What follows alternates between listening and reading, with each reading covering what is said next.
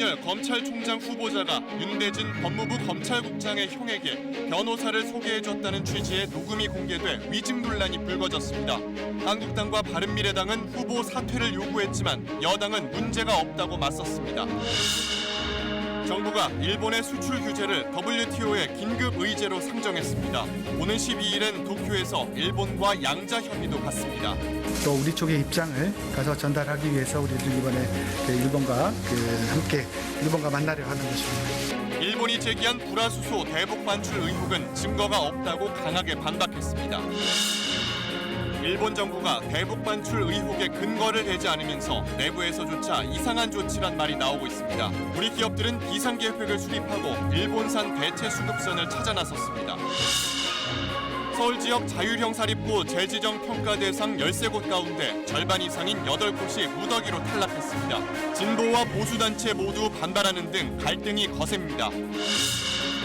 경기 시흥의 어린이집에서도 교사들이 5살 장애 아동을 학대한 사실이 드러났습니다. 전기 충격기 학대 의혹이 터진 대전의 복지시설에선 피해자가 더 있다는 증언이 잇따르고 있습니다.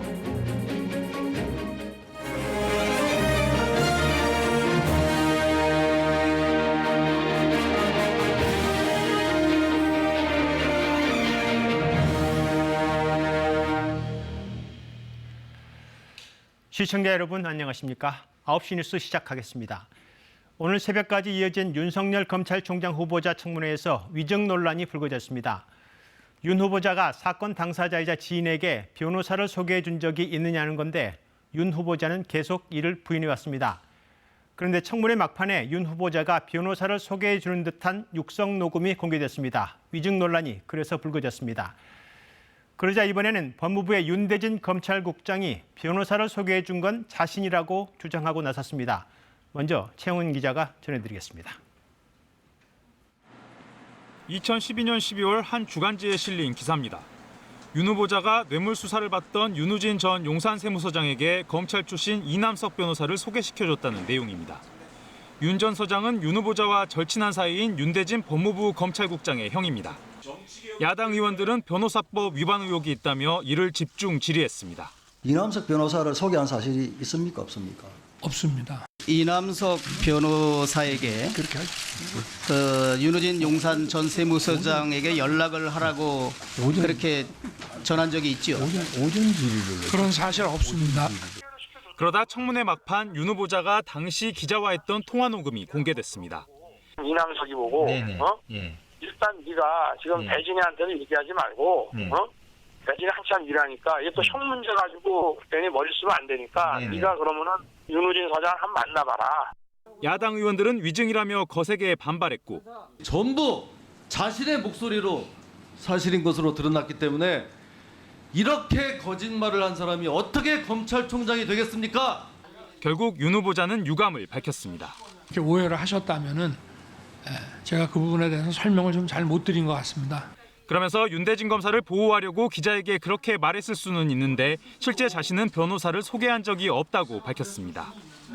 대진이를 좀 보호하려고 저렇게 말했을 수 있는데 사실은 이남석이가 대진이 얘기 듣고 했다는 거거든요. 대진이 얘기 듣고 했다는 건데 제가 기자한테는 그렇게 했을 수 있고. 논란이 확산되자 윤대진 검찰국장은 형에게 이남석 변호사를 직접 소개했다고 밝혔고 이남석 변호사도 윤대진 국장이 윤 전 서장을 소개한 게 맞지만 사건을 수임하진 않았다고 해명했습니다. KBS 뉴스 최영원입니다. 위증 논란에 대해서 한국당과 바른미래당은 청문회가 거짓말 잔치였다면서 윤 후보자 자진 사퇴를 주장했습니다. 민주당은 청문 보고서 채택에는 문제될 게 없다고 했고 민주평화당은 적임자다. 정의당은 일단 판단을 유보했습니다. 안다영 기자의 보도입니다. 양측이 소년, 국민을 우롱하고 청문회를 모독했다. 자유한국당은 온종일 집중 포화를 퍼부었습니다. 검찰총장 후보자의 당당한 위증을 묵도해야 하는 것 자체가 대한민국의 불행입니다. 윤 후보자의 자진 사퇴 촉구와 청문 보고서 채택 거부로 당 입장을 정리하고 변호사법 위반 여부도 법적 검토하겠다며 압박했습니다. 바른미래당도 사퇴 요구에 가세했습니다. 버티면 버틸수록 논란은 더욱 증폭되고 사태는 걷잡을 수 없이 확산될 것입니다. 청문회에서 위증을 한 검찰총장은 있을 수 없습니다. 막판 터져나온 위증 논란에 곤혹스러워하던 민주당은 결정적 문제가 아니라고 정리하고 윤 후보자 엄호에 나섰습니다. 검찰 수장으로서 국민과 함께하는 검찰로 거듭나게 할 적임자임을 보여주었습니다. 후배 검사를 보호하려는 취지였을 뿐 수사 개입이나 변호사법 위반 같은 본질적 문제는 없다는 겁니다. 오해를 부를 수 있는 부적절한 통화라고 하겠으나 검찰총장 임명을 취소할 중대한 사안은 아니라고 판단합니다. 민주평화당은 윤 후보자가 적임자라고 평했고 정의당은 일단 판단을 유보했습니다. 청와대는 특별한 입장을 내지 않은 채 판단은 국회에서 할 것이라고 했습니다. 위증 논란을 둘러싼 여야 간 입장차가 극명해 청문 보고서 채택에는 난항이 예상됩니다. KBS 뉴스 안다영입니다. 네, 위증 논란으로 번진 이번 사건과 관련해서 변호사 소개 문제는 변호사법 위반으로 연결될 수 있습니다. 막판 청문회 쟁점이 된 변호사 소개, 또 윤우진 전 용산세무서 사건이 무엇인지, 또 그리고 변호사법 위반 여부까지 한우리 기자가 하나씩 정리했습니다. 2012년 초 당시 윤대진 대검 첨단범죄수사과장의 친형 윤우진 용산세무서장이 뇌물수수 혐의로 경찰의 수사 대상에 오릅니다. 경찰의 압수수색 영장이 6번이나 검찰에서 반려되자 경찰은 보이지 않는 힘이 작용하고 있다며 반발했습니다. 검찰의 외압 의혹이 제기됐고 언론은 윤 전 서장의 친동생 윤대진 과장과 함께 윤석열 당시 중수일과장을 주목했습니다. 두 사람은 검찰 내 누구보다 막역한 사이. 이 과정에서 윤 서장에게 변호사를 소개한 사람이 동생이 아닌 윤석열 총장 후보자라는 소문이 퍼진 겁니다. 이 같은 논란은 결국 청문회 위증 논란으로 이어졌습니다. 하지만 윤 후보자 입장은 단호합니다. 변호사를 소개하지 않았으니 위증도 아니라는 겁니다. 제가 기자한테는 그렇게 해줄 수 있고 제가 수임에 관여하지 않았다는 뜻으로. 더구나 청문회의 경우엔 아직 위증죄 처벌 규정도 없습니다. 또 윤 후보자 말이 맞다면 변호사법 위반도 아닌 게 됩니다. 검사가 피의자에게 변호사를 소개시켜줬다면 법 위반이지만 윤 전 서장과 친족인 윤대진 국장이 소개했다면 문제가 없습니다. 윤 후보자가 실제 변호사를 소개했다고 해도 따져봐야 할 문제가 있습니다. 윤 전 서장은 이 변호사를 경찰 사건 변호인으로는 선임하지 않았습니다. 하지만 국세청에는 선임계를 낸 것으로 알려졌습니다. 이 경우 법 위반이 되는지는 엄밀히 따져봐야 한다는 겁니다. 위법과 위증 논란을 놓고 국회도 양분돼 설전이 이어지고 있습니다. KBS 뉴스 한울입니다. 정부가 일본의 수출 규제 문제를 스위스 제네바에서 열린 세계무역기구 WTO 회의에 긴급 상정했습니다. WTO 회원국들에게 일본의 부당함을 적극 알리는 국제 외교 무대의 여론전에 착수했습니다. 일본도 적극 반박할 것으로 예상됩니다. 물론 WTO 회의는 법적 강제력이 있는 WTO 제소와는 다릅니다. 정현우 기자가 보도합니다. 현지 시간으로 8일과 9일 스위스 제네바에서 열리는 WTO 상품무역 이사회. 우리 정부는 첫날 회의가 열리는 중에 추가 의제를 긴급 상정했습니다. 일본의 수출 규제 문제입니다. 현장에서 추가 의제로 긴급 상정을 했습니다. 회의가 열리면 우리 입장을 설명할 예정입니다. 외교부는 사안이 심각하다는 판단에 따라 백지아 주 제네바 대표부 대사가 직접 회의에 참석한다며 일본의 수출 규제 조치가 자유무역 원칙에 반하는 부당한 조치라는 점을 알릴 것이라고 전했습니다. 회의는 우리 시간으로 오늘 밤부터, 발언 시점은 내일 새벽 1시쯤으로 예상됩니다. 우리 측 대표는 이번 규제로 세계 경제에도 나쁜 영향을 미칠 수 있다는 점을 강조할 것으로 보입니다. 일본 측의 반박으로 국제 무대에서 첫 공방이 벌어질 가능성도 있습니다. 이번 회의는 강제적 실효성은 없지만 일단 일본의 수출 규제 문제를 세계 무대에서 공론화한 의미가 있습니다. 또 향후 WTO 제소의 근거가 될 전망입니다. 일본의 이러한 조치가 부당하다는 여론 조성이라든가 이런 것을 통해서 일측의 철회를 견인해내는 데서는 분명히 필요한 조치라고 생각을 합니다. 외교부는 또 모레 국장급 실무자를 미국으로 보내 지지와 중재를 요청하기로 했습니다. 이어 이르면 다음 주 유명희 통상교섭본부장도 미국으로 급파하는 등 국제사회와의 공조를 강화해 나갈 방침입니다. KBS 뉴스 정현우입니다. 국제적인 여론전과는 별개로 우리 정부와 일본의 양자 간 협의도 열립니다. 이번 주 금요일 12일이 될 것으로 보입니다. 그러나 일본이 수출 규제는 협의 대상이 아니라고 밝히고 있어서 이번 협의에서 성과를 기대하긴 어려운 상황입니다. 우리 정부는 일본이 제기한 불화수소의 북한 반출 의혹에 대해서 긴급 조사 결과 증거가 없다면서 있으면 구체적 근거를 대라고 거듭 요구했습니다. 이어서 서재희 기자입니다. 한일 양자 협의는 오는 12일 오후 도쿄로 조율되고 있다. 우리 정부는 일본 정부와의 양자 협의 개최를 기정사실화했습니다. 이번 조치의 부당함을 강력히 주장하기 위해서입니다. 일본이 근본 조치를 취하게 된 그런 내용에 대한 그 사실 확인과 또 우리 쪽의 입장을 가서 전달하기 위해서 우리들은 이번에 일본과 함께 일본과 만나려 하는 것입니다. 그러나 일본은 수출 규제는 협의 대상이 아니라는 입장, 실무 차원에서 설명하는 정도라는 겁니다. 今回の措置というのは技術管理、これを適切に実施する上で必要な日本国内の運用の見直しであって、協議の対象ではなくその撤回は考えておりません。 때문에 당장 규제 철회를 기대할 만큼의 대화는 어려울 전망입니다. 정부는 이와 함께 일본이 이번 수출 규제 배경으로 제시한 불화수소의 북한 반출 의혹이 근거 없다며 공개 반박했습니다. 일본산 불화수소를 수입해 가공하거나 수출하는 기업을 긴급 조사했지만 북한으로 유출됐다는 어떤 증거도 발견되지 않았다는 겁니다. 한국의 전략물자 수출 통제 제도를 높이 신뢰하는 국제사회의 평가와는 완전히 상반된 것입니다. 일본은 근거 없는 주장을 즉시 중단하길 바랍니다. 또 일본이 근거가 있다면 유엔 안보리 결의 당사국으로서 구체적인 정보를 공개하라고 요구했습니다. KBS 뉴스 서재입니다. 네, 여기서 2013년으로 가보겠습니다. 일본의 한 주간지 기사인데요. 아베 총리가 한국을 어리석은 국가라고 말했다. 또 측근들이 새로운 정한론까지 제기하고 있다. 제목은 한국의 급소를 찌른다로 되어 있습니다. 일본 기업이 강제징용 배상금을 징수당하면 한국에 금융 제재를 해야 한다는 주장도 실려 있습니다. 물론 당시 일본 정부는 공식적으로는 이 보도를 부인했습니다. 事実に基づかないことで、日本としてはそういうことをあり得るわけがないんですし、そこは冷静に対応していきたいと思います。 네, 그러나 지금의 현실은 2013년 아베 총리와 측근들의 말을 보도한 기사대로 똑같진 않지만 비슷하게 흘러가고 있습니다. 오래된 계획의 산물이 아닐까 싶습니다. 그런데 대놓고 말하지 못하지만 일본 정부 내부에서는 반대의 목소리가 있습니다.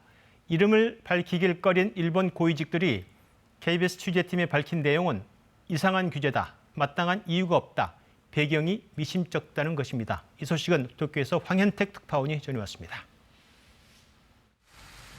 북한 관련설에 대해 일본 정부는 자발적인 설명도 우리 측의 설명 요구에도 응하지 않고 있습니다. 今回の決定の背景にですね、不適切な事案があったことは事実であります。ただその具体的な内容についてはコメントすることは差し控えたいと。 이 때문에 일본 정부 내부에서조차 규제 배경이 미심쩍다는 목소리가 나옵니다. 대북 제재에 정통한 일본 정부 관계자는 민간 브로커가 일본산 물품을 북한에 들여보냈을 가능성이 우려된 바는 있다고 KBS에 밝혔습니다. 하지만 그런 일이 있다면 부정수출 방지와 안전 보장을 위해 이를 자세히 공표하고 한국 측의 협조를 구하는 게 상식이라며 확실히 이상한 조치라고 말했습니다. 수출 규제를 단행한 시기와 내용 모두 정당한 설명이 어렵다 보니 난데없이 북한을 끌어들였을 수 있다는 얘기입니다. 이견이 감지되긴 여당 내부에서도 마찬가지입니다. 열림 내각의 한 축인 공명당 대표는 TV 토론회에서 신뢰관계가 손상됐다면 정부가 행할 것은 타협이라며 자민당과 다른 목소리를 냈습니다. 이번 수출 규제는 일본 정부 내 반대를 물리치고 아베 총리와 여권 강성 의원들이 밀어붙인 상황입니다. 이른바 부적절한 사안이 대체 무엇인지 끝내 답변을 회피할 경우 일본 정부 여당 내 균열이 커질 가능성도 배제할 수 없다는 관측이 나오고 있습니다. 도쿄에서 KBS 뉴스 황현택입니다. 일본의 추가 보복 조치는 오는 18일을 분기점으로 이뤄질 걸로 전망되고 있습니다. 일본 정부가 강제징용 배상 판결과 관련해서 제3국 중재위원회 설치에 대한 우리 정부의 답변을 요구한 날이 그날인데 우리 정부는 거부할 거란 관측이 많습니다. 우리 기업들은 일본산 부품과 소재 수입을 벗어날 수 있는 탈일본 비상계획 수립에 착수했습니다. 이 소식은 박대기 기자가 전해드립니다. 수출 부진 속에서도 효자 품목인 전기차 배터리, LG화학과 삼성 SDI가 세계 4위와 6위지만 핵심 소재인 분리막이나 음극재는 일제가 많습니다. 추가 규제가 현실화되면 비용 상승과 생산 차질이 불가피한 상황. LG화학은 비상계획에 착수했습니다. 국내와 중국, 유럽에서 대체 물량을 확인 중입니다. 어떻게 될지 단정할 수 없기 때문에 그럴 수 있다고 가정을 하고 시나리오 플래닝에 이미 들어갔습니다. 재료 다변화는 저희의 원래부터 굉장히 키가 되는 목표였기 때문에 수소차 핵심 부품인 수소 탱크에도 일제 탄소 섬유가 쓰입니다. 탄소 섬유는 2차 규제 대상으로 거론되는 품목. 현대차도 대체 수입국을 찾아 비상 수급 계획을 세우고 있습니다. 이재용 부회장이 직접 나선 삼성전자. 특히 가장 급한 건 저장 기간이 짧아 재고가 적은 불화수소입니다. 삼성은 타이완 등 다른 나라 생산 시설에서 우회 수입을 타진하는 한편 국산 대체가 가능한지 검증에 들어간 것으로 알려졌습니다. 대책은 현재 준비 중에 있습니다. 저는 우리가 결정이 되면 그 발표 시기와 또 내용에 대해서 말씀드릴 수 있을 것 같습니다. 중소기업 상황은 더 심각합니다. 반도체 관련 중소제조업체 260여 곳을 조사한 결과 일본의 규제가 계속되면 59%는 6달을 버티기 힘들다고 답했습니다. 절반은 대응책이 없다고 답해 비상계획을 세우는 대기업보다도 더 절박한 상황입니다. KBS 뉴스 박대기입니다.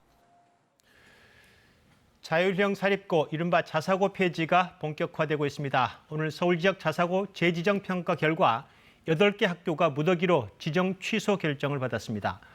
올해 평가 대상이던 전국 24개의 자사고 가운데 절반 가까운 11개 자사고가 지정 취소돼서 일반고로 전환됩니다.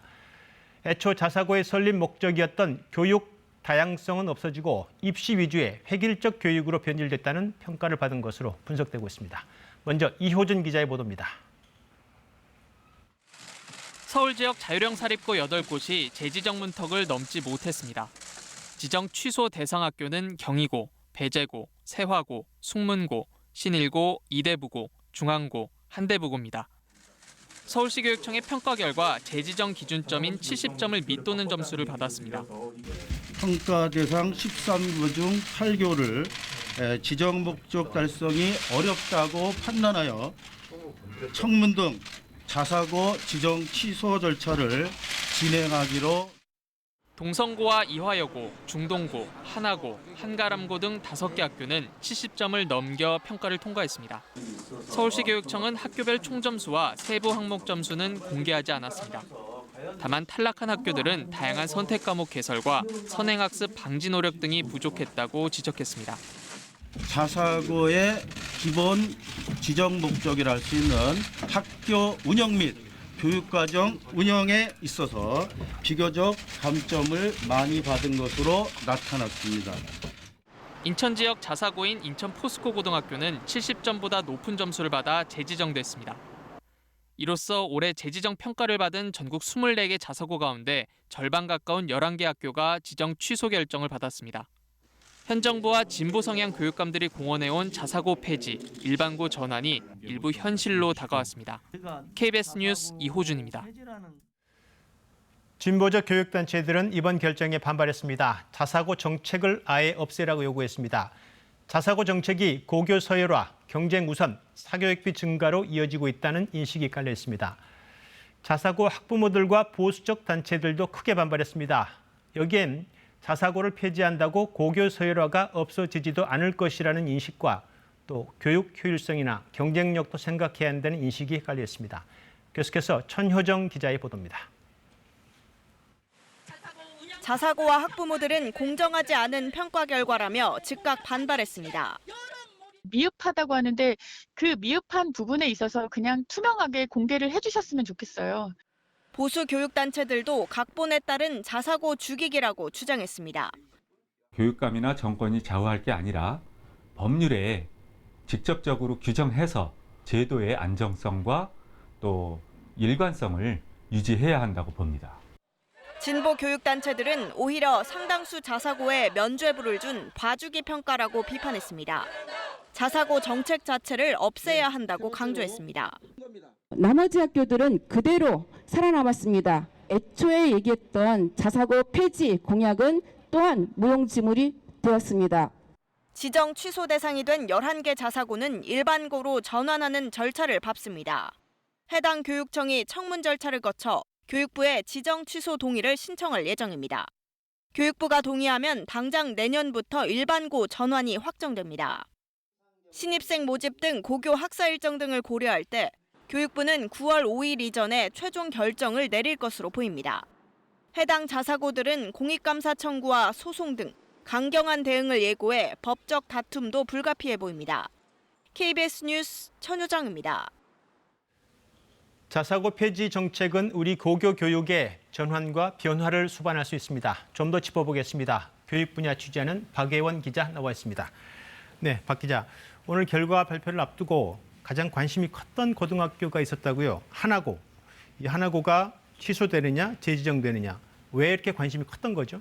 네, 하나고는 얼마 전에 탈락 판정을 받은 전북의 상산고처럼 예. 전국 단위로 학생을 모집하는 자사고입니다. 예. 입학 경쟁률도 가장 높죠. 자사고 중에서도 명문이군요. 네, 그렇습니다. 하지만 동시에 교육청의 감사 지적으로 인한 감점이 13개 자사고 중에서 가장 커서 또 탈락 1순위로 꼽히기도 네. 했습니다.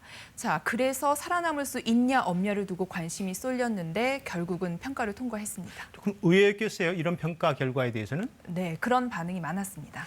그런데 발표 전에 탈락 1순위는 하나고였는데 살아남았고 그러면 다른 8개 학교는 왜 탈락한 건지 뭐가 가장 크게 문제가 된 거죠? 네, 바로 교육 과정의 다양성입니다. 이게 자사고 설립 취지이기도 하죠. 예. 이번 평가에서 교육청은 입시 위주의 천편일률적인 교육을 하는지를 점검하는데 100점 만점 중에 무려 30점이나 배점을 했습니다. 예. 하나고는 상대적으로 다양하고 차별화된 과목들을 개설해서 이 부분에서 점수가 많이 깎이지 않았다고 볼 수 있고요. 예. 반면에 나머지 학교들은 점수를 많이 잃었죠. 입시 위주의 획일적인 교육은 자사고가 비판받아온 원인이자 또 자사고 논란의 핵심이기도 합니다.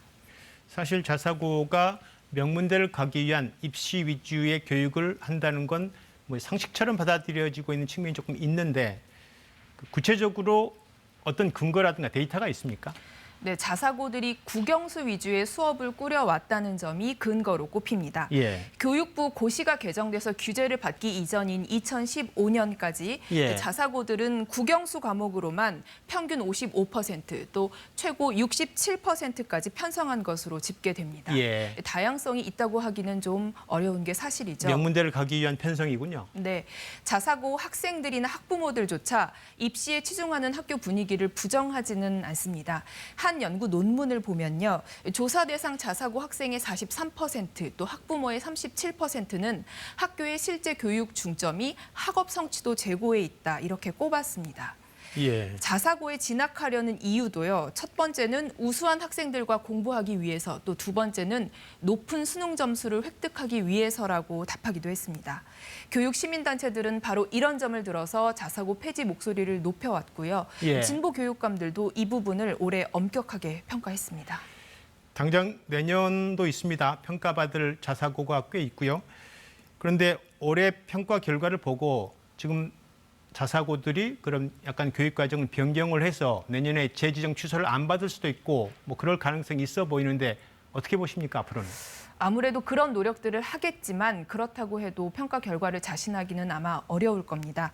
전국 42개 자사고 중에 올해 24개가 평가를 받았고요. 예. 내년에 16개 자사고가 평가를 받습니다. 또 이뿐만이 아니라 전국에 있는 30개 외국어 고등학교, 또 6개 국제고등학교도 내년에 평가 대상입니다.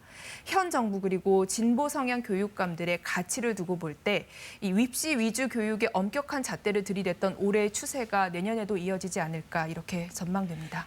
교육 정책 방향을 가려면 앞으로도 갈 길이 조금 더 남아 있군요. 네, 그렇습니다. 네, 알겠습니다.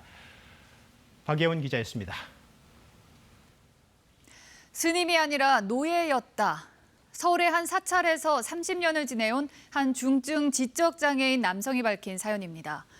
그동안 겪은 일도 기가 막히지만 경찰에 고소해도 처벌조차 제대로 이뤄지지 않았다고 주장합니다. 무슨 일이 있었던 걸까요? 양민철 기자가 단독 취재했습니다. 서울 노원구에 위치한 사찰입니다. 올해 53살의 중증 지적장애인 A씨는 이 절에서 무려 30년 넘게 생활해오다 지난 2017년 이곳을 떠났습니다. 계속된 노동 착취와 주지 스님의 폭행 때문에 절을 떠났다고 합니다. 마당도 쓸고 그리고 잔디밭에 풀도 뽑고 눈 오면은 눈도 치우고 설에는 뭐 여기 인부들을 안 사고요. 스님들이 일을 다 하고 그랬어요. 보통 새벽 4시에 일어나 밤 11시가 넘도록 일했습니다. 말만 스님이었을 뿐 수행할 시간도 주어지지 않았고 보수도 한 푼 받지 못했다고 합니다. 무엇보다 견디기 힘든 건 주지 스님의 상습적인 폭행. 일도 빨리빨리 안 한다고 꼬집고 수차례 뭐 따구로 다 때리고 발로도 수차례도 때리고 옷 입은 데도 꼬집고. 사찰을 나온 뒤 지인의 도움을 받아 경찰에 주지 스님을 폭행 혐의로 고소했지만 결과는 벌금 500만 원의 약식 명령이었습니다. 오히려 주지 스님 측이 A씨에게 폭행을 당했다며 약식 명령에 불복해 정식 재판을 청구했습니다. 노동 착취도 사실이 아니라고 반박했습니다. 당신은 다 해주고 빨리 다 해주고 아무도 못하니까 그냥 하는 건 염불을 하고 기도하고 소일거리 청소하고 그건 하지 무슨 일을 얼마나 하겠어요. 장애인 단체들은 사찰에서 상습적인 노동 착취가 있었다는 A씨의 진술을 경찰이 확보하고도 제대로 수사하지 않았다면서 기자회견을 열고 고발장 제출과 함께 재수사를 촉구할 예정입니다. KBS 뉴스 양민철입니다. 어제 전해드렸던 장애아동 전기 충격기 학대 의혹과 관련해 피해자가 더 있다는 학부모들 증언이 잇따랐습니다. 게다가 학대 의혹을 받고 있는 장애인 복지시설 대표가 기부금품을 불법 모집하고 횡령했다는 의혹까지 추가로 제기됐습니다. 정재훈 기자입니다. 최근 1년 사이 전기 충격기로 학대를 받았다는 의혹이 제기된 원생은 모두 5명입니다. 그러나 피해 아동이 더 있고 10명이 넘는다는 부모들 증언이 추가로 나왔습니다. 말귀는 알아들어요. 원장님이 몇 명 어디에 있어? 물어봤더니 이거 하면서 무릎을 가리키더라고요, 손가락으로. 담당 구청과 장애인 단체는 해당 시설에 있던 장애인 16명 전원을 다른 시설로 옮기기로 했습니다. 아동 학대에 이어 기부금 불법 모집과 횡령 의혹까지 추가로 불거졌습니다. 현행법상 복지시설 등이 기부금을 거두려면 사전에 지자체의 모집 허가를 받아야 하는데 이를 무시한 채 돈을 거뒀습니다. 실제 복지시설 2층 사무실 한쪽엔 전국에서 걷어들인 동전과 저금통이 수북히 쌓여 있습니다. 사무실에서 발견된 장부엔 전국 유치원과 학교, 태권도장 등 7천여 군데에서 보내준 기부저금통 발송 기록이 빼곡히 적혀 있습니다. 기부금품 모집 등록을 하지 않고 기부금품을 모은 사실이 있어요. 동전 교환을 얼마나 했는지 금액을 파악하고 그 후에 저희가 이제 수사 의뢰를 지금 할 예정입니다. 또 지난 5월에는 시설 운영을 위해 각종 금품을 기부받고 거액의 영수증을 발행했는데 상당수 액수를 대표가 개인적으로 횡령한 것으로 보고 경찰 수사를 요청했습니다.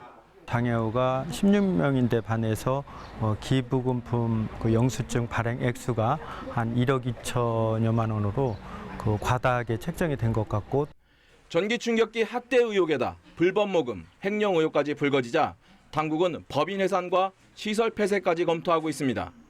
KBS 뉴스 정재훈입니다. 이뿐만이 아닙니다. 수개월 동안 장애 아동을 꼬집거나 뺨을 때리는 등의 학대를 한 어린이집 특수교사들도 있습니다.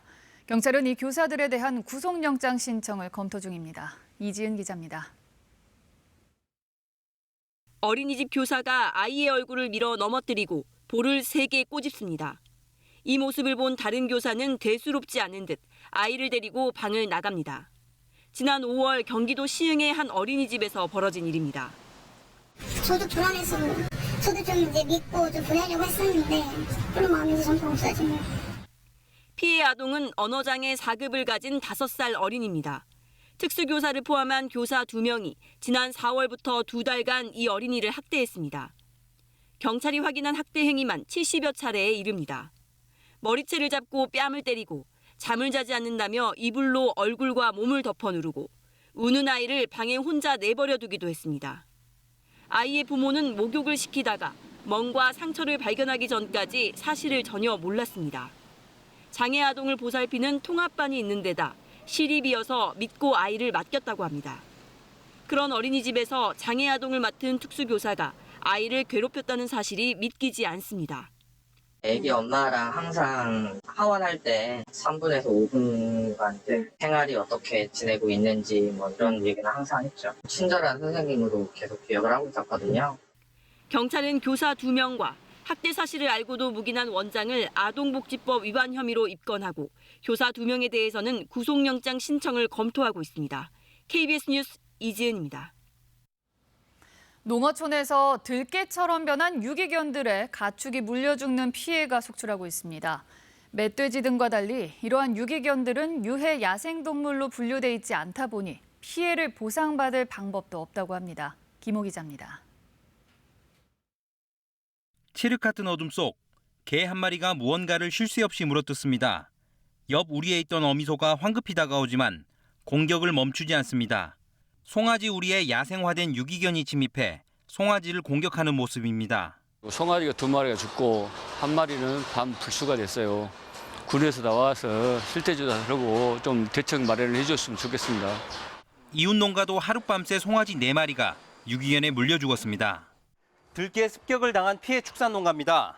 들깨가 낮은 담을 넘어 침입해오자 농가는 철제 울타리를 세워 더 이상의 피해 예방에 나섰습니다. 먹잇감을 넣어두고 포획틀을 설치해도 포획이 쉽지 않습니다. 포획틀 주변을 어슬렁거릴 뿐 틀 안에는 좀처럼 들어가지 않습니다. 들깨로 변한 유기견들은 종종 사람들도 공격하기 때문에 밤길을 나서는 것도 두렵습니다. 저녁 때는 이제 될 수 있으면 안 나가죠. 무슨 게. 될 수 있으면 안 나가. 들깨 피해 농가는 손해를 보상받을 길이 없습니다. 멧돼지나 고라니처럼 야생생물보호법상 유해 야생동물로 분류돼 있지 않기 때문입니다. 지방자치단체도 별다른 대책이 없는 실정입니다. 집을 나가거나 이렇게 해서 이렇게 떠돌아다니는 개도 동물보호법상 구조 대상입니다. 근데 그런 개들이 가축에 피해를 입힌다고 그래서 저희가 사살을 할 수는 없고요. 당국은 유기견 피해 현황조차 파악하지 못하고 있어 농어민들은 어디에 하소연을 해야 할지 답답할 따름입니다. KBS 뉴스 김호입니다. 수돗물 안전이 최근 사회적 화두가 됐습니다. 심각하게 짚어볼 곳이 있습니다. 지하수를 쓰는 마을들입니다. 이 마을들 상수도에서 우량음이 기준치 이상으로 검출되고 있고 꽤 오래 이런 현상이 지속되고 있습니다. 얼마 전 충남 청양군의 정수장 수돗물에서 기준치 이상의 우량음이 검출된 사실 보도했는데 지하수를 쓰는 마을의 수돗물은 더 위험한 수준입니다. 김진화 기자가 현장을 취재했습니다. 150여 가구가 사는 인천 강화군의 한 마을입니다. 지하수를 끌어다 소독해 식수로 쓰고 있습니다. 3월과 6월 수질 검사 결과 우라늄이 각각 기준치의 2배를 넘었습니다. 그런데도 주민들은 이 물을 계속 식수로 사용합니다. 우리는 평소에 다 보리차도 이걸로 끓이고 국도 끓이고 다 그렇게 해서 먹었어요. 몰랐어요. 수질 검사 결과를 볼 수 있다는 마을회관을 찾았습니다. 게시판에 걸린 검사 결과는 눈에 잘 띄지 않습니다. 6월 결과는 포함되지도 않았습니다. 검사와 관리를 책임진 수도사업소는 마을에 통보했다고만 대답합니다. 언제 검사에 언제 초과됐는데요? 이장님께 공문으로 안내를 해드렸어요. 이 마을에서 우라늄이 초과 검출된 건 2015년부터입니다. 정수장치를 설치해 검출량이 떨어졌지만 지난해부터 다시 기준치의 2배를 웃돌고 있습니다. 전기료 등의 부담 이유로 정수장치 가동을 중단했기 때문입니다. 저 필에 사용하면 90만 원 이상 돈 천기금도 많이 나오고 우선 물량이 딸려요. 지방자치단체는 마을 상수도 운영에 일일이 개입할 순 없다는 입장입니다. 설명회를 가졌는데 이제 잘 안 따르는 그런 경향이 있습니다. 빨리 상수도, 관상수도를 공급 가능하도록. 소규모 마을 상수도 사용자는 전국에 122만여 명. 2014년 이후 4년간 이런 소규모 수도시설에서 500건 넘게 기준치 이상 우라늄이 검출됐습니다. KBS 뉴스 김진아입니다. 유명 라텍스 매트리스에서 1급 발암물질 라돈이 또 기준치 이상 검출됐습니다. 안전기준의 최대 4배를 초과했습니다. 일부 카펫과 음이온 매트 등에 대해서도 라돈 조사가 진행되고 있습니다. 이른바 라돈 사태가 일어난 지 1년이 넘도록 라돈 공포가 계속되고 있습니다. 황정호 기자가 보도하겠습니다. 전 세계에서 최상의 라텍스를 찾아 제공하는 유명 천연 라텍스 업체 자미편한 라텍스입니다. 2014년부터 말레이시아에서 라텍스 매트릭스를 수입해 판매해왔습니다. 원자력 안전위원회가 138개 제품을 조사한 결과 2017년까지 들여온 말레이시아산 음이온 매트릭스 2개에서 라돈이 안전기준을 초과했습니다. 2cm 거리에서 매일 10시간 1년 동안 쓸 때 라돈 방출 안전기준은 1mSib입니다. 그런데 해당 제품은 안전기준을 최대 4.8배 넘어섰습니다. 라돈은 폐암을 유발하는 1군 발암물질로 알려져 있습니다. 지금까지 팔린 해당 제품은 6,700개. 그런데 업체는 영업을 종료했다고 공지한 채 연락을 받지 않습니다. 지금 가신 전화는 없는 번호입니다. 신청자의 가정을 방문해서 제품을 측정하고요. 그 측정한 제품이 안전기준을 초과하는 것으로 확인이 되면 해당 업체에 수거하도록. 또 신고가 접수된 라이브 차콜의 카펫과 은진의 온수매트, 우먼로드의 음이온 매트 등에 대해서도 조사가 진행 중입니다. 하지만 해당 업체들은 이미 폐업한 상황이라 추가 조사나 수거가 어렵습니다. 오는 16일부터는 생활 주변 방사선 안전관리법이 강화되면서 침대나 장신구 등의 방사선 원료물질 사용이 원천 금지됩니다. 그러나 제조 판매 업체들의 인식이 크게 나아지지 않는다면 라돈에 대한 소비자들의 불안은 여전할 수밖에 없습니다. KBS 뉴스 황정호입니다.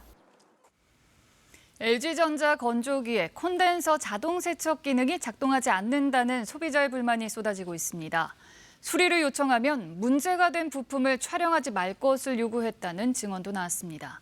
LG전자 측은 오늘 뒤늦게 콘덴서 자동 세척 기능에 대해 10년간 무상 보증해주겠다는 입장을 밝혔습니다. 박진수 기자입니다. LG트롬 건조기에서 손에 꼽는 장점 중 하나가 콘덴서 자동 세척 시스템입니다. 국내 시장 점유율 1위인 LG전자 건조기 광고입니다. 주부 송모 씨는 콘덴서 먼지 걱정을 덜게 됐다며 이 건조기를 샀지만 최근 건조기를 분해해보고 깜짝 놀랐습니다. 콘덴서 부위가 먼지와 물때로 가득했습니다. 소량 건조나 조건이 안 맞으면은 평생 써도 이게 자동 세척이 안 된다는 얘기를 들어서 그때는 좀 황당했죠. 같은 불만을 호소하는 소비자들은 날이 갈수록 늘어났습니다. 2만 명 가까운 온라인 피해 모임이 만들어졌고 최근엔 청와대 국민청원까지 올라왔습니다. 문제는 LG전자 측의 대응 방식. 수리를 요청하면 문제가 된 콘덴서 부분을 촬영하지 않겠다는 약속을 고객에게 요구했다는 증언들이 나왔습니다. 사진 촬영을 할 수 없습니다. 왜 안 되는데요? 제 물건인데? 그걸 해야지 증거를 올릴 수 있는 거잖아요. LG전자 측도 자동 세척 기능에 문제가 있음을 이미 알고 있었다는 의혹이 생기는 부분입니다. 논란이 커지자 LG전자 측은 오늘 10년 동안 콘덴서 자동 세척 기능을 무상 보증하겠다고 밝혔습니다.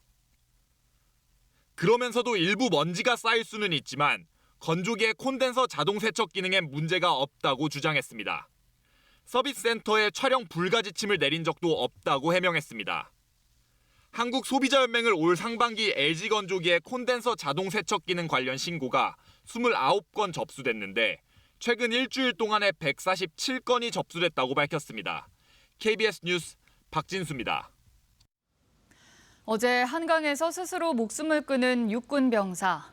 북한 소형목선이 정박한 삼척항 소초 근무병으로 밝혀졌습니다.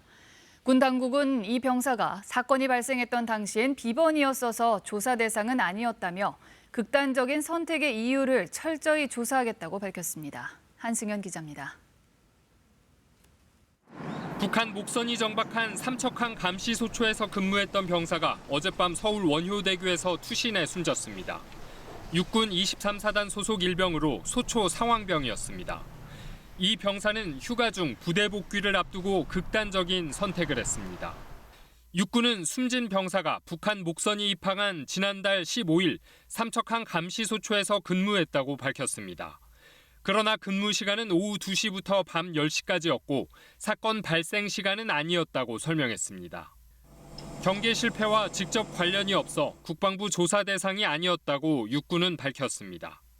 그러면서 조사에 따른 심리적 압박 때문에 극단적 선택을 했다는 의혹은 사실이 아니라고 선을 그었습니다.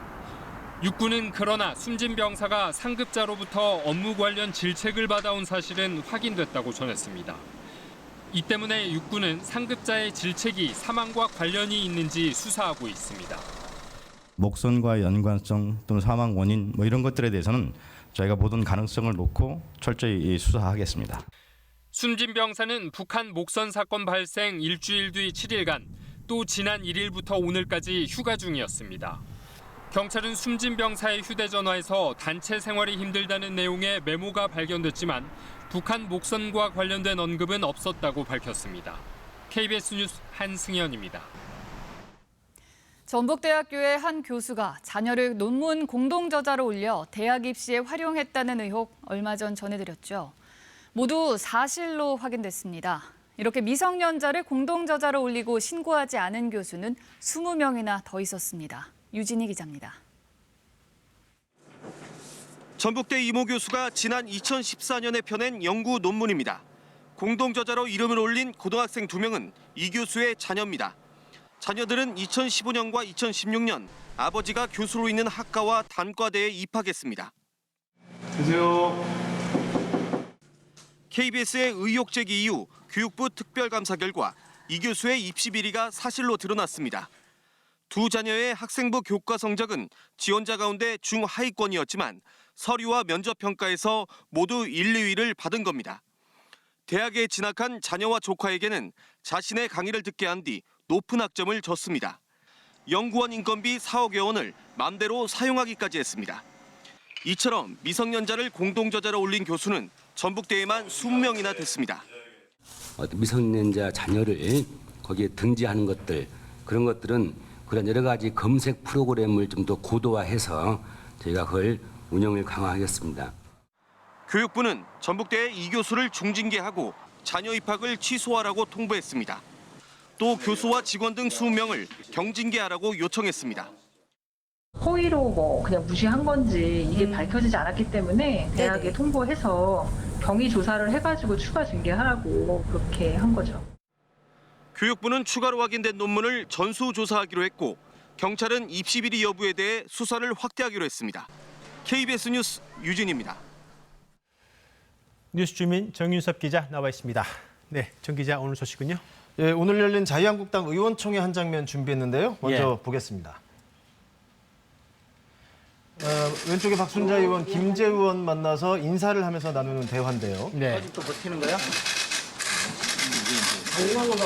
고래 힘줄처럼 한번 버텨봐. 고래 힘줄처럼 버텨봐라 이런 말을 하죠. 예, 저게 지금 국회 상임위원장 자리 문제 때문이죠? 그렇습니다. 국토교통위원장인데요. 박순자 의원이요? 네, 그렇습니다. 그러니까 의원총회 중간에도 오늘 해프닝이 있었는데 직접 보겠습니다. 나경원 원내대표가 윤석열 후보자 청문회 얘기를 하고 있는 과정이고요. 윤석열 후보자의 거짓말을 결정적으로 국민들께 알렸다는 점에서 이게 누가 나눠주신지 모르지만 조금 이따 나눠주시면 좋겠습니다. 이거 진짜 뭐 하는 거야 지금? 그러니까 나 원내대표 발언 도중에 회의장에 문건이 돌았기 때문인데요. 그러니까 그 문건이 화면에 잡혔는데 직접 보면 박순자 의원이 작성한 거고요. 상임위원장을 1년씩 나누는데 합의한 적이 없다. 그러니까 앞서 김재원 의원이 언급한 것처럼 버티는 이유를 저기서 밝힌 거죠. 네, 현재 국토위원회 상임위원장이 박순자 의원인데 네. 자신이 1년 하고 그만둔다고 한 적이 없다. 네. 이런 문건을 돌렸다는 거죠. 그렇습니다. 그게 이제 지난해에 이제 합의가 있었는데 국회 상임위원장 같은 경우는 국회법에 따라서 정당별로 배분한 뒤에 누가 할 것인지는 정당 내에서 결정을 하도록 되어 있는데요. 그러니까 지난해 7월에 한국당의 합의였는데 그 당시 국토교통위원장은 박순자, 홍문표 의원이 번갈아 가면서 하기로 했다. 이렇게 합의를 했다는 거고요. 예, 그래서 지금 저기에 나온 홍문표 의원이 반발하고 있는 거고요. 어제 자료를 냈는데 막무가내 버티기 묵니다, 개인 욕심을 채우기 위한 떼쓰기다 이렇게 거친 표현까지 나왔고요.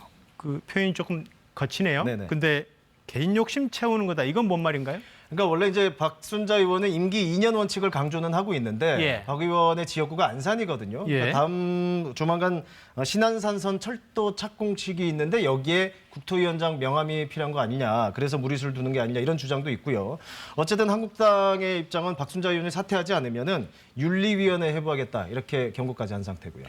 국회 상임위원장 자리가 그렇게 큰 자리이긴 하나 보네요. 그러니까 아무래도 이제 예산도 많이 다르되고 권한도 다르고요. 그리고 뭐 대우도 다르다 보니까 나름 의원들 간 경쟁이 좀 있는 상황입니다. 네, 뭐 버티겠다 내놔라 이런 싸움이 커지는데 상임위원장 말고 여의도 연구원장 자리 문제로 또 비슷하다고요. 그러니까 한국당의 싱크탱크라고 불리죠. 김세연 의원이 지금 원장인데 불과 넉 달 전에 임명이 됐거든요. 그런데 당 지도부가 교체를 검토했다는 얘기고요. 예. 근데 이 배경에 김세연 의원 같은 경우는 이른바 복당파로 불리는데 친박계가 김 의원을 그래서 내리려고 하는 게 아니냐 이런 의혹이 나왔었는데 일단 당 지도부는 그게 아니라는 입장이고요. 근데 어쨌든 내년 총선 앞두고 이런 갈등은 뭐 계속 이어질 수밖에 없지 않냐 이런 분석도 나오고 있습니다.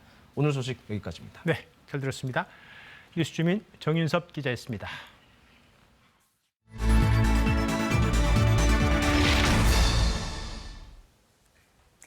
그리스 신화의 발상지이자 서양 민주주의의 산실인 고대 그리스의 보물들을 한자리에서 만날 수 있는 전시회가 열렸습니다. 유동엽 기자가 소개합니다.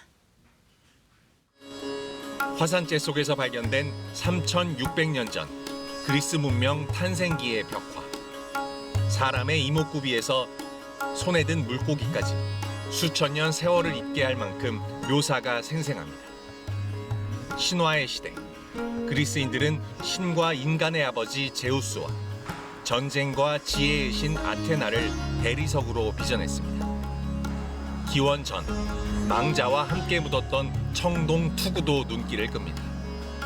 교과서에서 본 것들을 실제로 보게 돼서 되게 신기하기도 했고 몇천 년 전 작품인데도 불구하고 매우 정교하게 만들어진 거를 보니까 매우 놀라웠던 것 같아요.